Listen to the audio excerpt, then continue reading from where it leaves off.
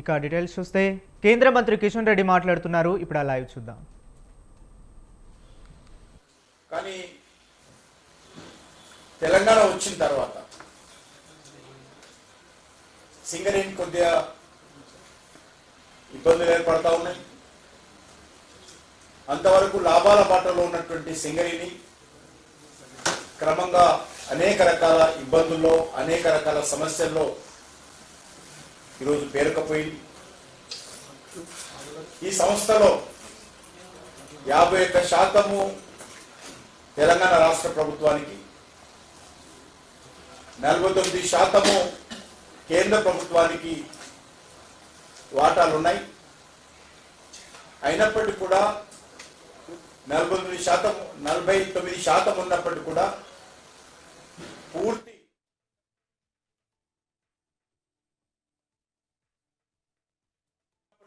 పూర్తి పెత్తనం అంతా కూడా రాష్ట్ర ప్రభుత్వ ఆధ్వర్యంలోనే ఉండేది. కేంద్ర ప్రభుత్వ వాటా మరి ఉన్నప్పటికీ కూడా ఏ రకమైనటువంటి జోక్యం, ఏ రకమైనటువంటి అధికారం కేంద్ర ప్రభుత్వానికి లేదు. అది 7 మంది డైరెక్టర్స్ తెలంగాణ ప్రభుత్వం తరఫున, 3 మాత్రమే కేంద్ర ప్రభుత్వం తరఫున ఉంటారు. ఇంక్లూడింగ్ సిఎండి నియామకం కూడా అన్ని విషయాలలో రాష్ట్ర ప్రభుత్వానికి సంబంధించినటువంటి మరి అధికారాలే ఇన్ని సంవత్సరాలుగా కొనసాగిస్తూ వచ్చారు. బీఆర్ఎస్ హయాంలో తెలంగాణ వచ్చిన తర్వాత కేసీఆర్ ముఖ్యమంత్రిగా ఉన్నప్పుడు సింగరేణి పైన కేసీఆర్ ఫ్యామిలీ పెత్తనం కొనసాగించింది. ఆ రోజు బీఆర్ఎస్ హయాంలో టెండర్ల దగ్గర నుంచి చిన్న చిన్న కాంట్రాక్ట్ల వరకు కూడా ఆ రోజు టిఆర్ఎస్ పార్టీ, కేసీఆర్ కుటుంబం ఆడింది ఆటగా పాడింది పాటగా కొనసాగించారు.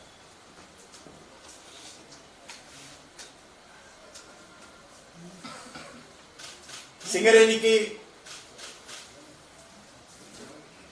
సంబంధించినటువంటి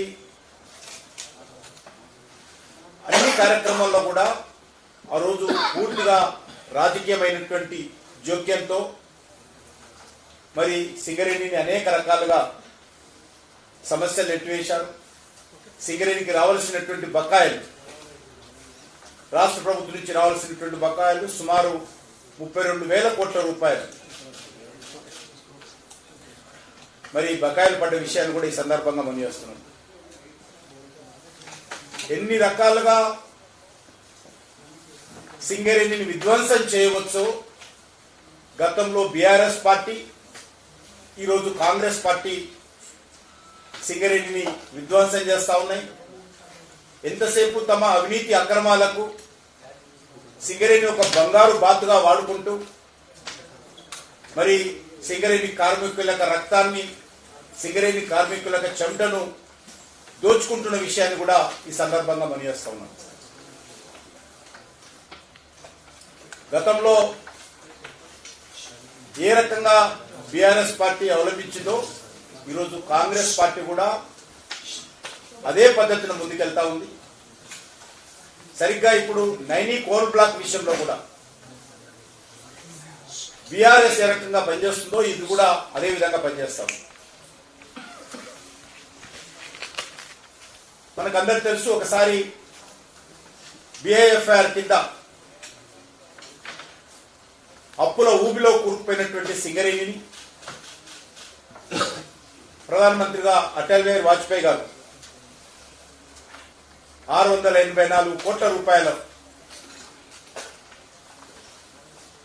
మారిటోరియం విధించి అప్పులపైన సింగరేణిని చేయూతను అందించి ముందుకు నడిపించిన విషయాన్ని ఈ సందర్భంగా మనం చేస్తున్నాం. తద్వారా మళ్ళీ కొంత సింగరేణి లాభాల బాటలో పడ్డది. కానీ 2014లో తెలంగాణ వచ్చిన తర్వాత మళ్ళీ షేరా మామూలు కింద సింగరేణి ఒక రాజకీయ ప్రయోగశాలగా తమ అవినీతి అక్రమాలకు కేంద్రంగా సింగరేణి మారిపోయిందనే విషయాన్ని ఈ సందర్భంగా పనిచేస్తుంది. నైని కోల్ బ్లాక్ సంబంధించి తెలంగాణ రాష్ట్రంలోని విద్యుత్ సంస్థలకు బొగ్గును అందించాలనే దృక్పథంతో 2015లో నైని కోల్ బ్లాక్ తెలంగాణ ప్రభుత్వానికి కేటాయించడం జరిగింది. కేంద్రం నుంచి అన్ని రకాలుగా సహాయ సహకారాలు నైని కోల్ బ్లాక్ విషయంలో అందించడం జరిగింది. గతంలో కేసీఆర్ ముఖ్యమంత్రిగా ఉన్నప్పుడు ఇదే నైని కోల్ బ్లాక్ విషయంలో టెండర్లోకి వెళ్ళి